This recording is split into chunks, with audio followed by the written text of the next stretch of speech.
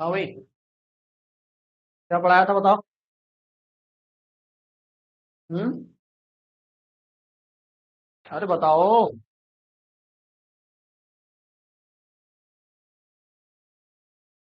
देखो जरा,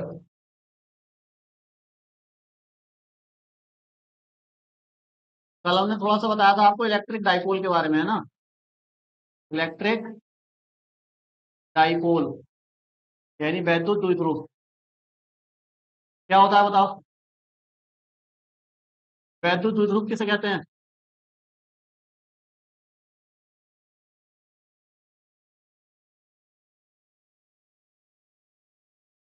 हम्म। केंद्र से समान दूरी पर रखे गए दो बराबर तथा विपरीत आवेशों का समूह क्या कहलाता है? वैद्युत द्विध्रुव कहलाता है। मतलब इधर आपने क्या ले लिया, एक पॉजिटिव प्लस क्यू, और इधर क्या ले लिया, एक माइनस क्यू। और ये मान लो इनका क्या है, सेंटर। तो सेंटर से इसकी डिस्टेंस कितनी मान ली हमने, एल। इसकी कितनी मान ली, एल। टोटल कितनी हो गई, 2 एल। ये जो दो चार्ज का सिस्टम है इसी को हम क्या बोलते हैं, इलेक्ट्रिक डाइपोल बोलते हैं। सही है। अब एक चीज होती है जिसको हम कहते हैं electric dipole movement. Electric dipole movement, इस टर्म को समझो जरा। इलेक्ट्रिक डाइपोल मूवमेंट क्या होता है, हिंदी में बोलते हैं वैद्युत द्विध्रुव। डाइपोल मतलब द्विध्रुव, और मूवमेंट का मतलब होता है आघूर्ण। वैद्युत द्विध्रुव आघूर्ण क्या होता है, देखो समझो। यहाँ पर ये जो डाइपोल है ना, डाइपोल में एक तरफ पॉजिटिव चार्ज है और एक तरफ निगेटिव चार्ज है। इधर निगेटिव उधर पॉजिटिव भी ले सकते हो, कोई दिक्कत नहीं है, ठीक है। तो इसमें क्या होता है, इलेक्ट्रिक डाइपोल मूवमेंट निकालते हैं हम डाइपोल का। वो क्या होता है उसको दिखाते हैं हम पी से। दोनों में से कोई भी एक चार्ज ले लो आप। सपोज करो इसको ले लो या इसको ले लो, है तो दोनों क्यों ही, विदाउट साइन लेना है तो किसी किसी को भी ले सकते हो। तो एक चार्ज लिया और मल्टीप्लाई कर दी दोनों चार्ज के बीच की डिस्टेंस है। डिस्टेंस कितनी है, 2L। दोनों के बीच में 2L है ना। तो Q × 2L जो वैल्यू आती है, इस वैल्यू को ही हम क्या बोलते हैं, P। और P क्या है हमारा, इलेक्ट्रिक डाइपोल मूवमेंट। अब ये इलेक्ट्रिक डाइपोल मूवमेंट बताता क्या है और इसको क्यों निकालते हैं हम, उसको समझो जरा। अभी जो Q × 2L जो है ना, ये 2L जो है, ये डिस्प्लेसमेंट है ना कि डिस्टेंस। क्या है, डिस्प्लेसमेंट। डिस्प्लेसमेंट और डिस्टेंस में फर्क होता है। डिस्प्लेसमेंट वेक्टर क्वांटिटी होती है और डिस्टेंस स्केलर क्वांटिटी होती है। जैसे एक पॉइंट यहां है और एक पॉइंट यहां है। इस ए पॉइंट से बी पॉइंट तक जाना है अगर तुम्हें, तो मान लो तुम ऐसे चले गए, ऐसे चले गए। दो रास्ते हो गए आपके पास, एक रास्ता ये हुआ और एक रास्ता ये हुआ। ए से बी तक जाने का दो रास्ते हैं, ठीक है। इसको कह दो 1, इसको कह दो 2। लेकिन डिस्प्लेसमेंट दोनों में से कोई भी नहीं है। इस वाले रास्ते में जो दूरी है वो भी दूरी है, मतलब दूरी, डिस्टेंस मतलब दूरी, और डिस्प्लेसमेंट मतलब विस्थापन। तो ये जो रास्ता है ये क्या बताएगा, डिस्टेंस। ये वाला रास्ता भी क्या बताएगा, डिस्टेंस। तो डिस्प्लेसमेंट क्या होता है भैया, डिस्प्लेसमेंट होता है दो बिंदुओं के बीच की मिनिमम डिस्टेंस। जो मिनिमम दूरी है ना दो बिंदुओं के बीच की, उसको डिस्प्लेसमेंट कहते हैं, विद डायरेक्शन। अब बताओ, इस पॉइंट से इस पॉइंट तक जाना है, मिनिमम पाथ कौन सा है यहां से यहां तक जाने का, सबसे छोटा रास्ता कौन सा है, ये वाला या ये वाला या कोई और। ए से बी तक सीधी लाइन खींच दो एक भैया, उससे छोटा रास्ता कोई नहीं होगा, है ना। ए से बी तक ऐसे चले जाओ आप, ये। तो सबसे शॉर्टेस्ट पाथ यही तो हुआ 3 नंबर वाला। यानी ए और बी के बीच का ये जो पाथ है तीसरा, इसी को हम क्या बोलेंगे, डिस्प्लेसमेंट। ये डिस्प्लेसमेंट है, ये डिस्टेंस है, ये डिस्टेंस। ठीक है। लेकिन जब आप डिस्प्लेसमेंट बताओगे तो ऐसे ही नहीं बताओगे केवल वैल्यू। मान लो ये रास्ता 10 मीटर का है, तो अगर मैं आपसे पूछूं भाई डिस्प्लेसमेंट बताओ, तो ये नहीं कहोगे कि 10 मीटर, नहीं, गलत। 10 मीटर विद डायरेक्शन, डायरेक्शन भी बतानी पड़ेगी आपको। तो ये डायरेक्शन कौन सी हो जाएगी हमारी, नॉर्थ वेस्ट। ऐसे करके होता है ना, ऊपर ही ऊपर क्या होता है, नॉर्थ साउथ एंड ईस्ट और वेस्ट। तो साउथ वेस्ट हो जाएगी, ये क्या हो जाएगा, साउथ वेस्ट। तो 10 मीटर साउथ वेस्ट ऐसे करके बताओगे विद डायरेक्शन। समझ गए, क्योंकि डिस्प्लेसमेंट कैसी क्वांटिटी होती है, वेक्टर। ऐसे ही मैं क्या बता रहा हूं, ये जो 2L है ना, ये डिस्प्लेसमेंट है। तो अगर ये डिस्प्लेसमेंट है तो फिर ये डाइपोल मूवमेंट कैसी क्वांटिटी हो गई, स्केलर वेक्टर। क्योंकि ये वेक्टर क्वांटिटी है तो ये भी क्या हो जाएगी, वेक्टर ही हो जाएगी। यानी इसके ऊपर आप क्या लगा सकते हो, वेक्टर। तो इस एल के ऊपर भी क्या लगेगा, चार्ज के ऊपर वेक्टर नहीं लगता, चार्ज थोड़ी ना होता वेक्टर क्वांटिटी। एल है वेक्टर, एल मतलब क्या, डिस्प्लेसमेंट। ठीक है। अब भैया पी वेक्टर क्वांटिटी है तो इसकी डायरेक्शन भी होगी, पी की डायरेक्शन भी तो होगी। तो डिस्प्लेसमेंट सॉरी डाइपोल मूवमेंट की डायरेक्शन कहां से कहां लेते हैं, ध्यान रखना। फिजिक्स के अंदर माइनस क्यू चार्ज से प्लस क्यू चार्ज की तरफ होती है इसकी डायरेक्शन। मतलब ये जो डायरेक्शन आएगी ये ये जो डायरेक्शन है ये माइनस क्यू से प्लस क्यू की तरफ, इसी को आप क्या कहोगे, पी वेक्टर। यानी डाइपोल मूवमेंट वेक्टर क्वांटिटी होती है। बात समझ में आ गई।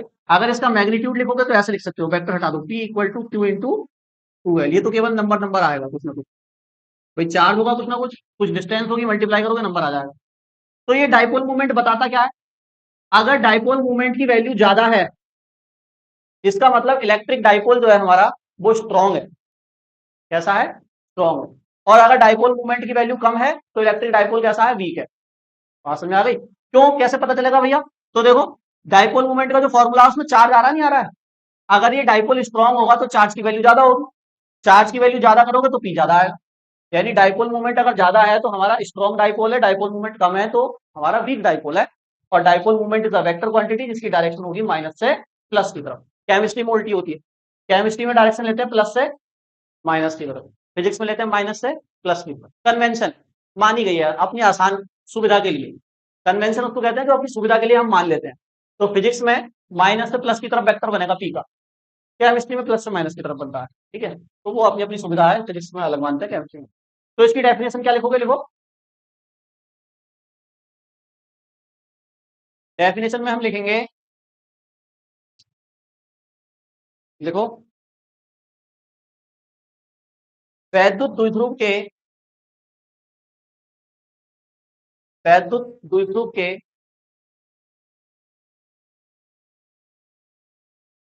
किसी एक आवेश किसी एक आवेश क्यू लिखना, बस ना प्लस ना माइनस, ठीक है। किसी एक आवेश क्यू तथा दोनों आवेशों के बीच की दूरी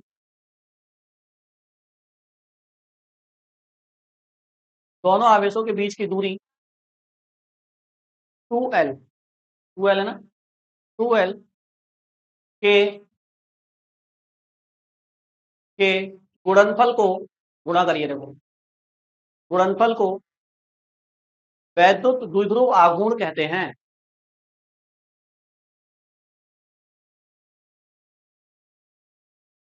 गुणनफल को वैद्युत द्विध्रुव आघूर्ण कहते हैं।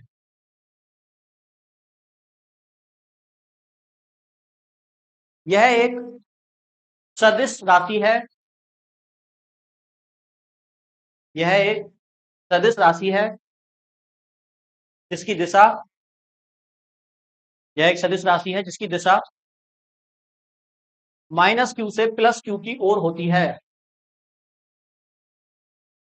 इसकी दिशा माइनस क्यू से प्लस क्यू की ओर होती है। नोट करो फॉर्मूला। अब अगर आपसे एग्जांपल पूछे जाएं, इलेक्ट्रिक डाइपोल के एग्जांपल बताओ भाई। हाँ, तो इसके एग्जांपल में हम क्या कौन कौन से मॉलिक्यूल ले सकते हैं, NaCl, बहुत बढ़िया, जिनमें पॉजिटिव निगेटिव सेपरेट होता हो, एक तरफ पॉजिटिव आता हो और एक तरफ निगेटिव आता हो, वो सारे इसके एग्जांपल हो जाएंगे। जैसे HCl, देखो अगर इसको ब्रेक करोगे तो H पॉजिटिव हो जाएगा, Cl निगेटिव हो जाएगा, और बीच में कुछ डिस्टेंस भी होगा, बॉन्ड डिस्टेंस, बॉन्ड लेंथ जिसको बोलते हैं, तो डाइपोल हो जाएगा। दूसरा वो HCl NaCl, भैया भैया ही होगा। HBr, अरे चलो लिखवा दो, वो तो सब ये वही गए ना, हेलो हेलाइड, इनको हेलो हेलाइड बोलते हैं। हेलो मतलब हेलोजन, हेलाइड मतलब हाइड्रोजन। केमिस्ट्री में पढ़ाऊंगा डिटेल में, ऑर्गेनिक में। हेलो हेलाइड है सारे।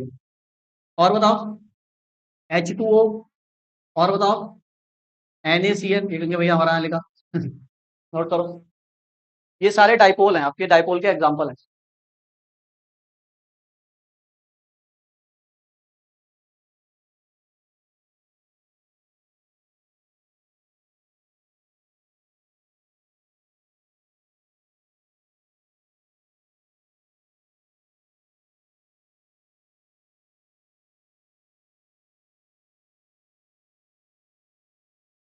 अब बताओ, ये जो मैंने आपको बताया है, जैसे HCl है या NaCl है, तो NaCl को हम डाइपोल बोल रहे हैं क्योंकि Na पे पॉजिटिव आता है और Cl पे निगेटिव आता है, तुम तो केमिस्ट्री पढ़ी होगी।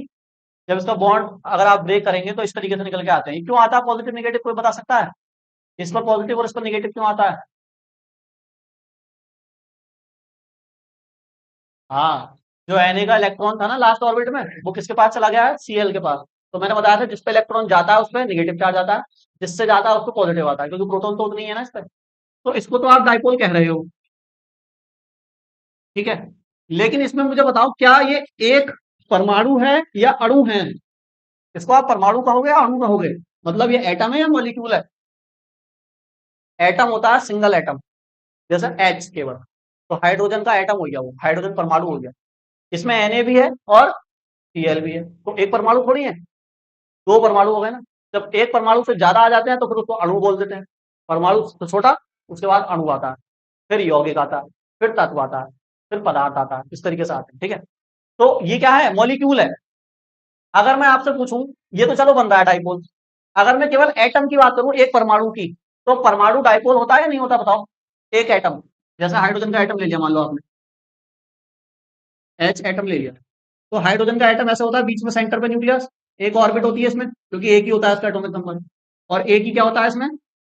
इलेक्ट्रॉन होता है ना। तो ये बताओ, ये डाइपोल है या नहीं है? परमाणु केवल एक, परमाणु है, डाइपोल नहीं है।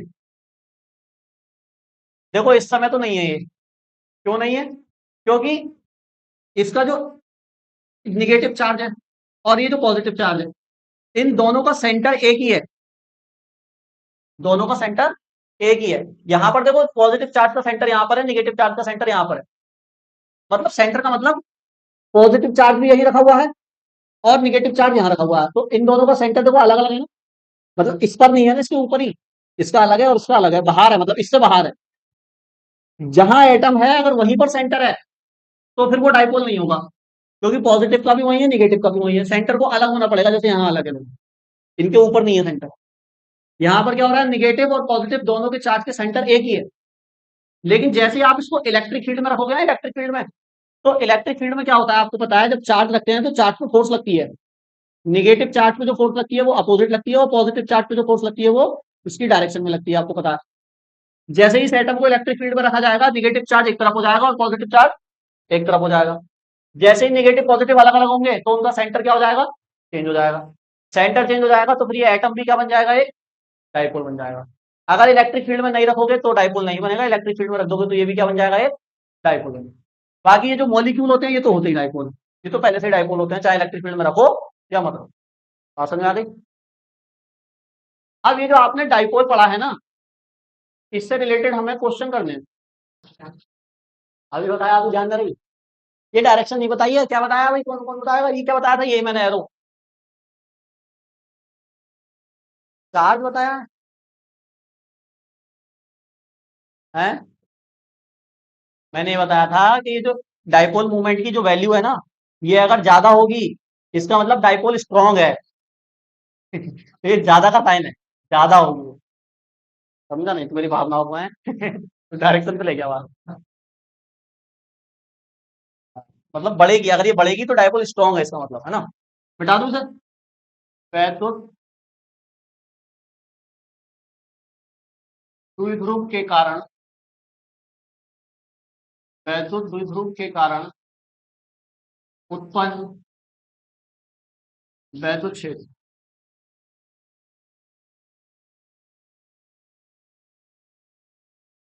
Electric field, electric field due to, या electric field produce, electric field, electric field due to electric dipole.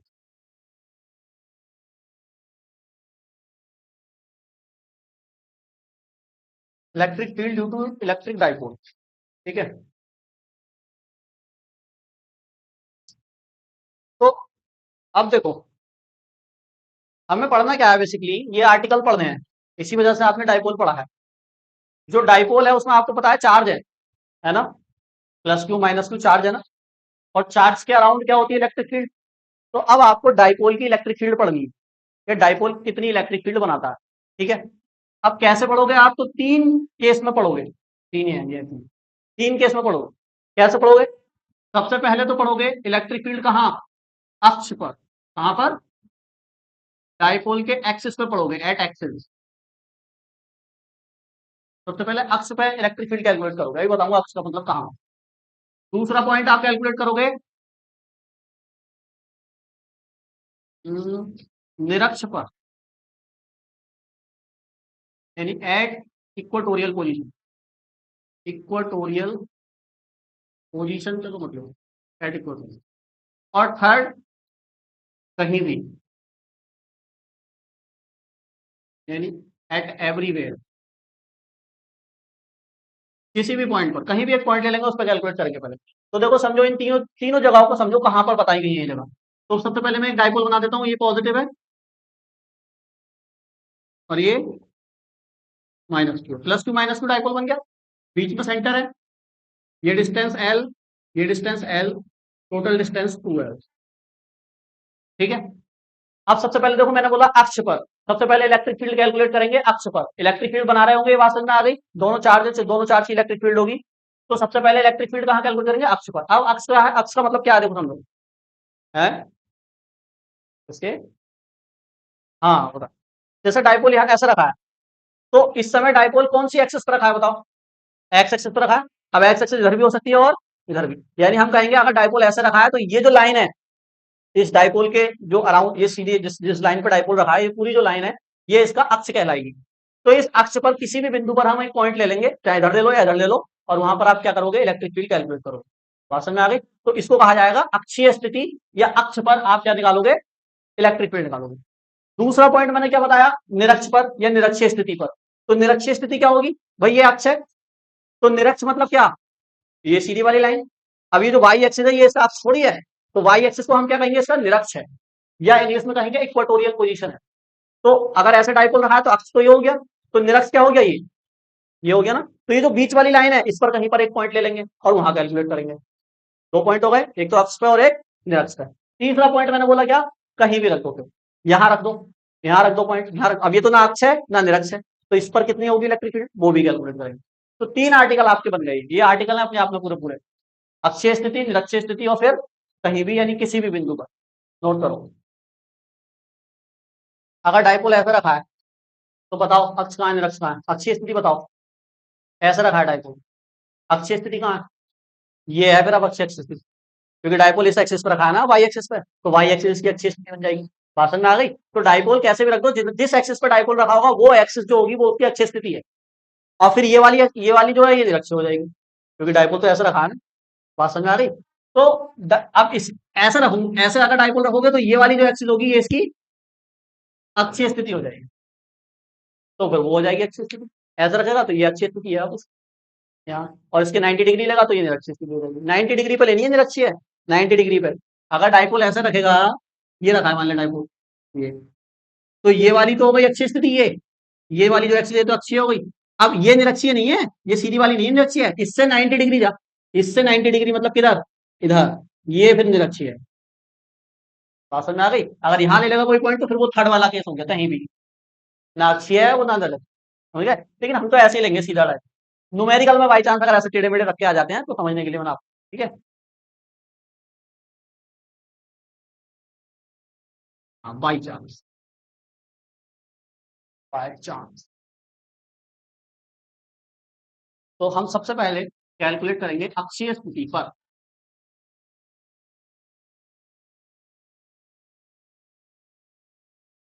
Eight axial position.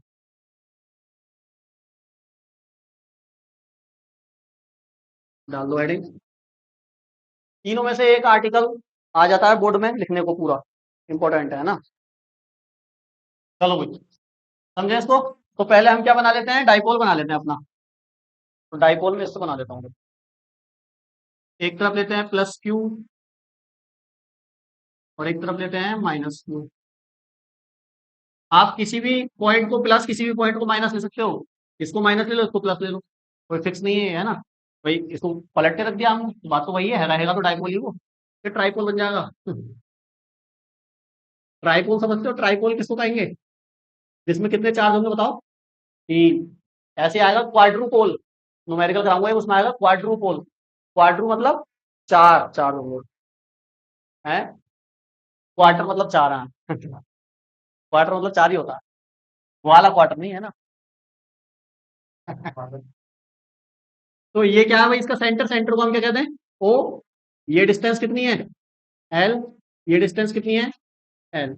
एक बात हमेशा याद रखो, जब भी डिस्टेंस नापोगे ना आप डाइपोल से, किसी भी पॉइंट की जहां पे चार्ज रखोगे, तो डाइपोल की किस चार्ज से डिस्टेंस नापोगे बताओ? इससे नापोगे या इससे नापोगे? ना तो इससे नापेंगे ना इससे नापेंगे, हमेशा सेंटर ऑफ डाइपोल से डिस्टेंस नापी जाएगी। कहां से? सेंटर ऑफ डाइपोल, यहां से आपको डिस्टेंस मेजर करनी है किसी भी पॉइंट। तो जैसे अब आप अक्षीय स्थिति पे कोई बिंदु ले रहे हो, तो इस डाइपोल अगर ऐसे रखा हुआ है तो इसकी अक्षीय स्थिति ऐसे हो गई, मैंने आपको बताया। ये जो मैं डॉटेड लाइन बना रहा हूं, ये इसकी एक्सियल पोजीशन है, अक्षीय स्थिति है। इस अक्षीय स्थिति पर आप कहीं भी एक बिंदु ले लीजिए, इधर की साइड ले लो या इधर की साइड ले लो, मैं इधर ले लेता हूं, मैंने इधर ज्यादा बनाया, ठीक है। तो मान लो मैंने यहां पर, ये जो रेड वाला पॉइंट है, यहां पर मैंने एक पी पॉइंट लिया, ठीक है। और इस पी पॉइंट पर मुझे कैलकुलेट करना है कि कितनी इलेक्ट्रिक फील्ड इंटेंसिटी होगी। तो चार्ज की वजह से इलेक्ट्रिक फील्ड तो आ रही होगी यहां तक, तो कितनी होगी यहां पर, वो मुझे कैलकुलेट करना। अब मैंने आपको बताया डिस्टेंस नापी जाएगी इस पी पॉइंट की, कहां से? सेंटर से। तो सेंटर से मैं इसकी डिस्टेंस मान लेता हूं अपने पास से ही कुछ, तो क्या मान लू बताओ? L plus x. अरे अभी तो मान रहे हैं ना, आप कुछ भी मान लो, आर मान लो, एक्स मान लो, कुछ भी मान लो, क्या मानू? ए मान लो, ए मत मानो, आर मान लो। देखो इसका भी रीजन है, आर ही क्यों ले रहे हैं, इसका भी रीजन है। हर चीज का रीजन होता है, इसमें ऐसे नहीं मान सको कुछ भी। या तो आप इसको एक्स मान लेते, क्योंकि ये कौन सी एक्सिस है? एक्स एक्सिस है। मैंने आर माना तो मैंने और भी सही लिख दिया, क्यों? क्योंकि आर का मतलब पता है आपको क्या होता है फिजिक्स में? आर जो होता है यूनिट वेक्टर, वो यूनिट वेक्टर में पोजीशन वेक्टर होता है। इसका मतलब होता है ये,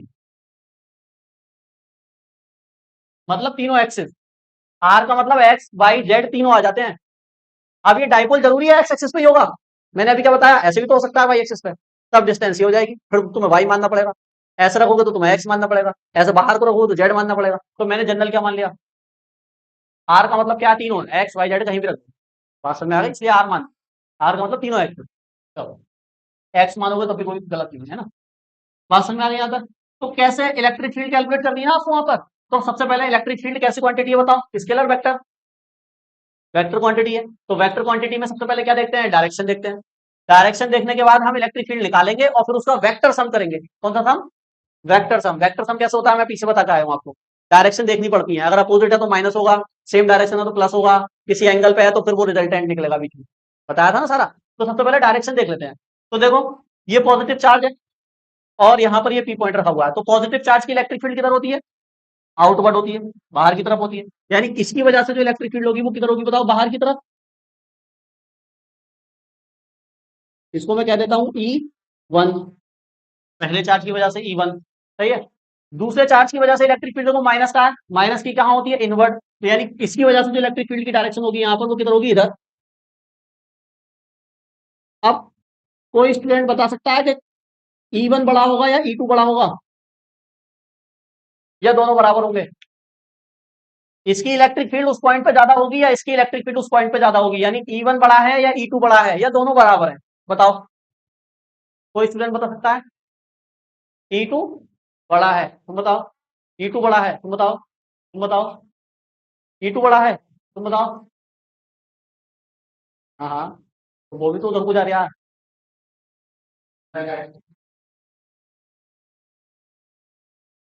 इधर माइनस को था उधर। मैंने बताया था माइनस का चार्ज है तो इलेक्ट्रिक फील्ड अंदर की तरफ होती है, प्लस का चार्ज है तो इलेक्ट्रिक फील्ड बाहर की तरफ होती है। अब बताओ E1 बड़ा है E2 बड़ा है? क्यों बड़ा है E2? एरो बड़ा बनाया, मैं एरो बनाऊं ही ना और फिर पूछूं तुझसे फिर? एरो तो बताया तूने, और मान ले बाई चांस मैंने एरो ही गलत बना दिया होता, ये छोटा ये बड़ा बना दिया होता, फिर कैसे होता था? फिर तू E1 बड़ा होता था है? ये नहीं बताओ ना, दिमाग से सोचो कि E2 बड़ा है तो क्यों बड़ा है, E1 छोटा है तो क्यों छोटा, तुम बताओ। हाँ, अबे भैया डिस्टेंस देख लो यार। इलेक्ट्रिक फील्ड जैसे जैसे दूर जाते हैं घटती जाती है, नहीं घटती जाती है? तो इस वाले चार्ज से पॉइंट दूर है या इस वाले चार्ज से दूर है? इस वाले चार्ज से दूर है, तो इसकी इलेक्ट्रिक फील्ड कम हो गई। इसकी इलेक्ट्रिक फील्ड मतलब E1 कम हो गई। और इस ये पास में है इसके, तो इस पे ज्यादा होगी, तो E2 ज्यादा होगा। तुक्का तो तेरा इसलिए सही चला गया, मैंने एरो बड़ा बना दिया ना वो पहले ही। मैंने बताया कि वेक्टर का जो बड़ी होती है उसका एरो बड़ा होता है। अरे समझ गया क्यों क्यों E2 बड़ा होगा, क्योंकि भैया ये पास में, और पास में जितना जाओगे इलेक्ट्रिक फील्ड ज्यादा होती है, कॉमन सेंस की बात, ठीक। बहुत सही कॉमन सेंस लगा। तो अब देखो जरा डायरेक्शन, E2 इधर है और E1 इधर है, तो देखो वेक्टर सम करना है। वेक्टर सम का मतलब जब इनको ऐड करोगे तो बताओ ऐड करोगे या माइनस करोगे। यहाँ पे माइनस करना पड़ेगा, क्योंकि E2 इधर है और E1 किस में से किस है, E2 माइनस E1 करना पड़ेगा, E2 माइनस E1। बड़े में तो छोटे, बड़े में छोटे को तो माइनस करते हैं, तो E1 E2 निकाल तो लो कितने हैं, तभी तो माइनस करोगे। चलो तो पहले निकालते हैं क्या, E1। लेकिन E1 निकालने के लिए सबसे पहले आपको क्या पता, देखो इलेक्ट्रिक फील्ड का फॉर्मूला क्या होता है बताओ। इलेक्ट्रिक फील्ड का फॉर्मूला होता है 1/4πε0 Q/r², ये तो होता है। ये वैल्यू तो कांस्टेंट होती है, इससे तो कोई मतलब है नहीं। चार्ज आपको पता है, पता है। डिस्टेंस क्या होती है, ये कौन सी डिस्टेंस होती है, जिस चार्ज से इलेक्ट्रिक फील्ड निकाल रहे हो और जिस पॉइंट तक निकाल रहे हो, पॉइंट से चार्ज तक की डिस्टेंस है। तो ये आर आपको नहीं पता है अभी एग्जैक्टली, तो पहले कैलकुलेट कर लो। तो देखो दोनों चार्ज से उस पॉइंट की डिस्टेंस कैलकुलेट करो पहले, फिर लगाना फॉर्मूला। तो सबसे पहले कैलकुलेट कर रहे हैं हम डिस्टेंस। सपोज करो इसका नाम दे दिया मैंने ए, इसका नाम दे दिया बी, ये ए पॉइंट पर रखा है, ये बी पॉइंट पर रखा है। कोई बच्चा बताया था कि ए पी कितना होगा, ए पी इस वाले चार्ज से डिस्टेंस कितनी होगी बताओ डायग्राम देखकर, ए पी कितना होगा।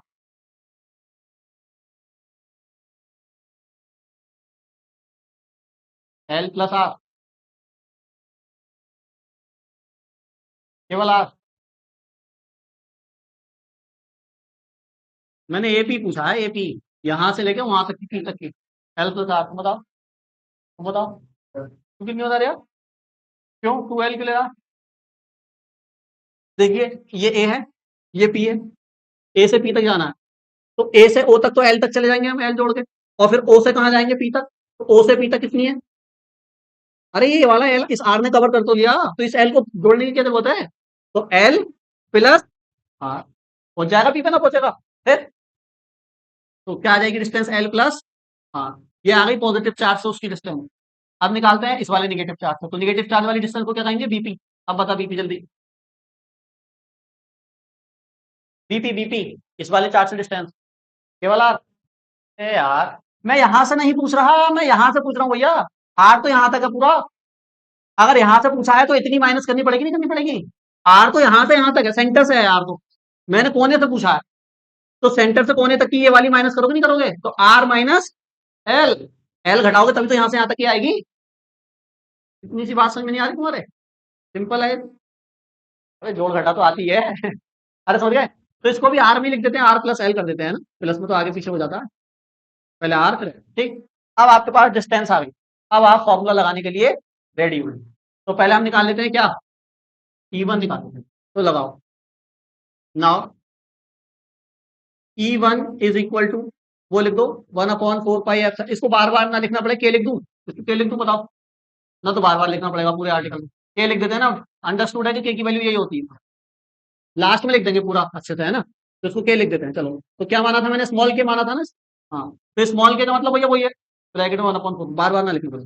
तो बताओ क्या होता है फिर, Q/r²। तो पहले E1 मतलब इससे निकाल रहे हो ना, तो इससे डिस्टेंस कितनी है देखो, एपी। तो एपी कितना, यही तो है, इसलिए निकाली थी डिस्टेंस पहले ही, है ना। तो ये हो जाएगा आर प्लस एल का E1 आ गया, इसको मान लो इक्वेशन नंबर। अब निकालो क्या, E2, इसकी वजह से जो है। तो फिर से क्या आएगा, के। और ये तो विदाउट साइन लेते हैं हम, तो इसका केवल क्यू ही आएगा, भाई साइन तो लेना ही नहीं है। और डिस्टेंस कितनी है बताओ, आर माइनस एल का स्क्वायर, इक्वेशन नंबर 2। हाँ समझ आ गया यहाँ तक। अब नेट इलेक्ट्रिक फील्ड निकाल देंगे, क्या कर देंगे, E2 माइनस E1, बड़े वाले में तो छोटे वाले को माइनस, इतना नोट करो पहले। पहले लिखना पड़ेगा, इसमें लिखो, थ्योरी लिखनी पड़ेगी पड़ेगी पहले थोड़ी।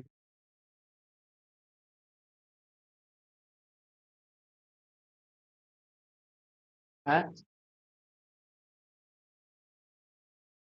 2 की कहाँ करिए,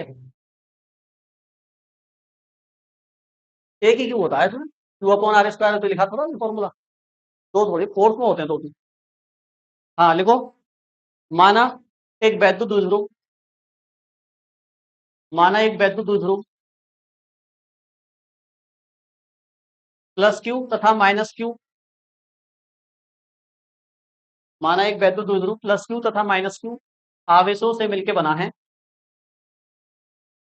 आवेशों से मिलकर बना है, आवेशों से मिलकर बना है, जिनके बीच की दूरी, जिनके बीच की दूरी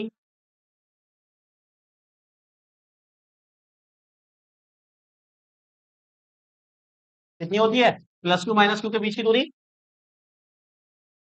अरे 2l होती है ना यार, डाइपोल के बीच की दूरी की बात कर रहा है ना, जिनके बीच की दूरी 2l है। द्विध्रुव की अक्षीय स्थिति में, द्विध्रुव की अक्षीय स्थिति में r दूरी पर, स्मॉल r, ऐसे लिखो, द्विध्रुव की अक्षीय स्थिति में केंद्र से r दूरी पर, सेंटर से लिए ना, केंद्र से r दूरी पर एक बिंदु P लिया गया है, एक बिंदु P लिया गया है, जिस पर, जिस पर वैद्युत क्षेत्र की तीव्रता, जिस पर वैद्युत क्षेत्र की तीव्रता ज्ञात करनी है, जिस पर वैद्युत क्षेत्र की तीव्रता ज्ञात करनी है। देखो ये जो लैंग्वेज है ना, पूरी मैंने डायग्राम को देखकर ही बनाई है। सबसे पहले एक वैद्युत द्विध्रुव लिया जिसमें प्लस क्यू और माइनस क्यू आवेश से मिलकर बना है, ध्यान समझो, जिनके बीच की दूरी 2l है। फिर द्विध्रुव की अक्षीय स्थिति में केंद्र से r दूरी पर एक बिंदु P लिया गया है, जिस पर वैद्युत क्षेत्र की तीव्रता ज्ञात करनी है। क्या रटना पड़ेगा इसमें, या डायग्राम समझ के खुद बना लोगे, डायग्राम समझ के खुद बना लेंगे, एक आध लाइन आगे पीछे हो जाए, ऊपर नीचे हो जाए, कोई दिक्कत ना।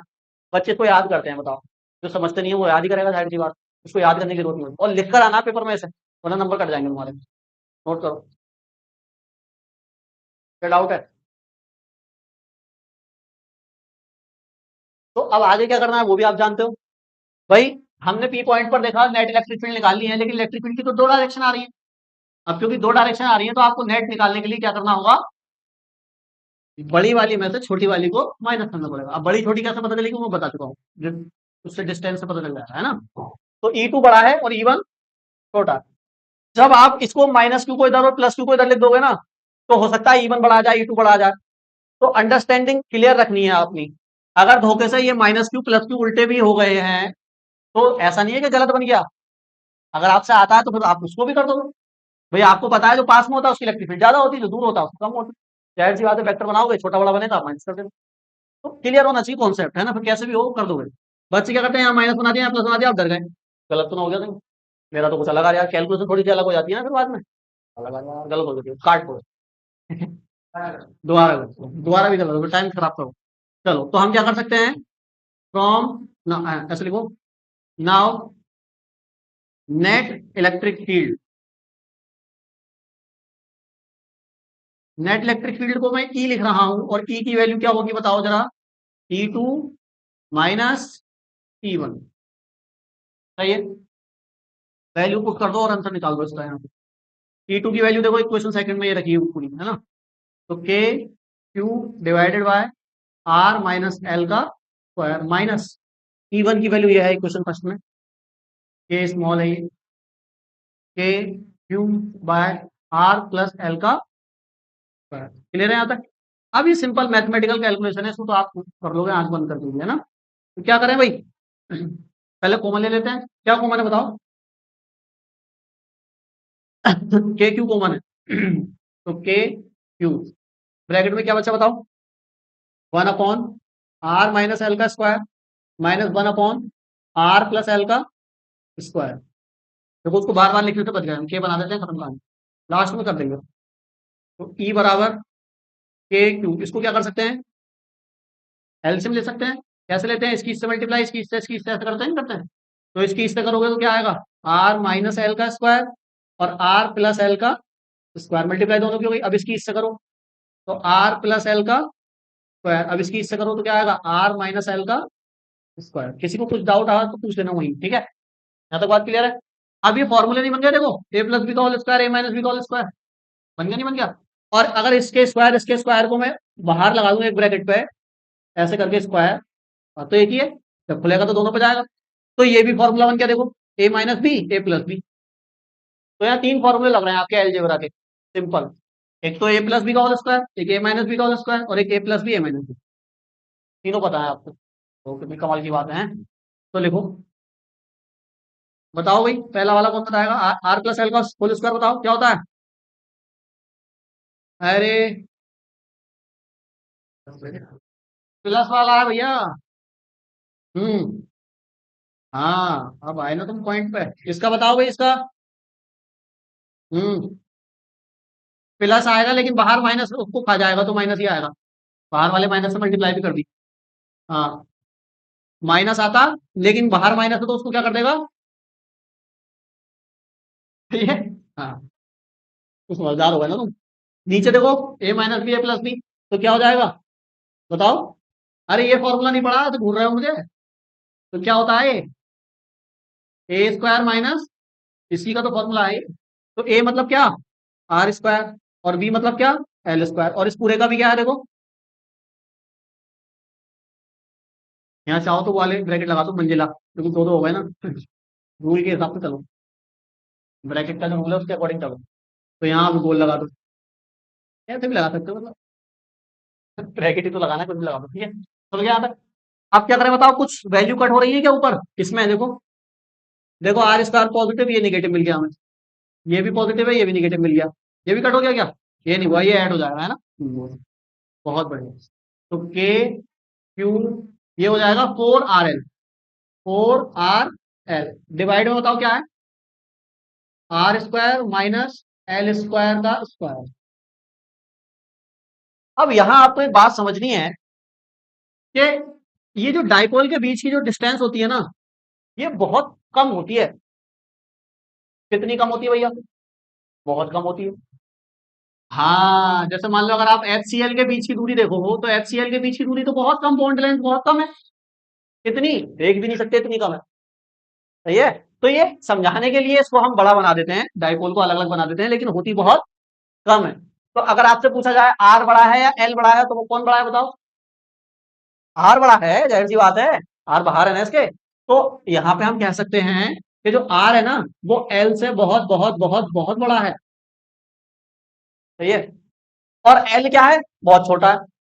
और अगर कोई वैल्यू बहुत छोटी हो और उसका आप स्क्वायर कर दो, तो वो वैल्यू और भी क्या हो जाती है, छोटी हो जाती है। ये बात पता नहीं आपको, खासकर वन से देखो, अगर कोई वैल्यू बहुत छोटी का मतलब वन से छोटी, जैसे 0.5 है, अगर आप इसका स्क्वायर करो तो ये बड़ी नहीं होगी, और छोटी हो जाएगी। कितना आता है, 0.25 आता है देखो।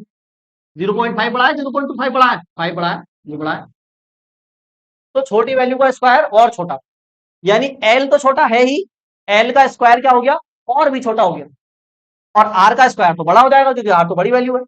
तो आर स्क्वायर बहुत बड़ी वैल्यू है, एल स्क्वायर बहुत छोटी वैल्यू है। बहुत बड़ी वैल्यू में से बहुत छोटी वैल्यू घटाओगे तो क्या आएगा, वो बड़ी वाली वैल्यू ही आ जाएगी।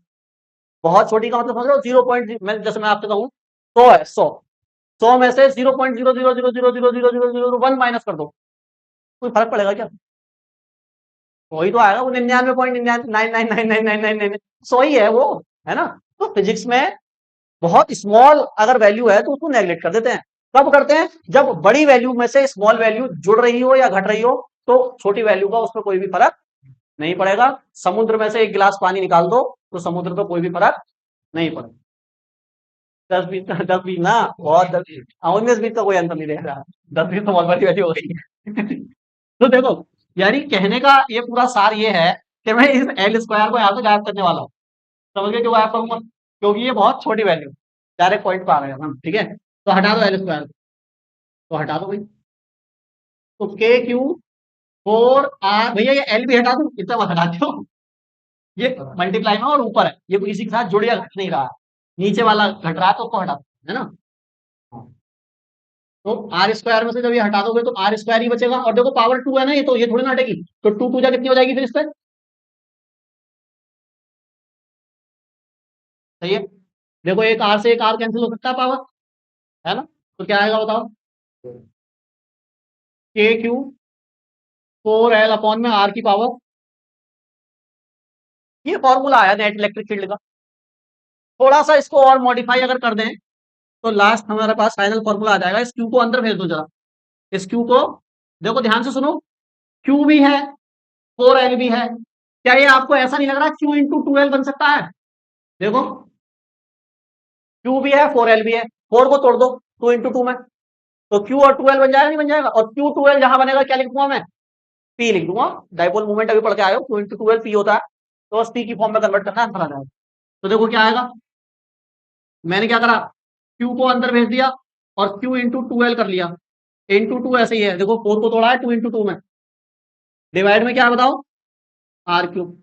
और ये जो वैल्यू है ये क्या बन गई, पी, तो ये आया के 2P अपॉन में ये 2 और ये P, सही है। अब के का असली रूप धारण कर लेगा के अपना तो के का असली रूप क्या बताओ, के का असली रूप है 1 upon 4 pi epsilon naught 2P upon R.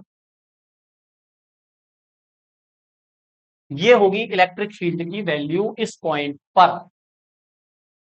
ये डायरेक्शन है, मैग्नीट्यूड है, ये डायरेक्शन है, ये इलेक्ट्रिक फील्ड की वैल्यू तो है, मैग्नीट्यूड ही तो है, तो डायरेक्शन किधर होगी?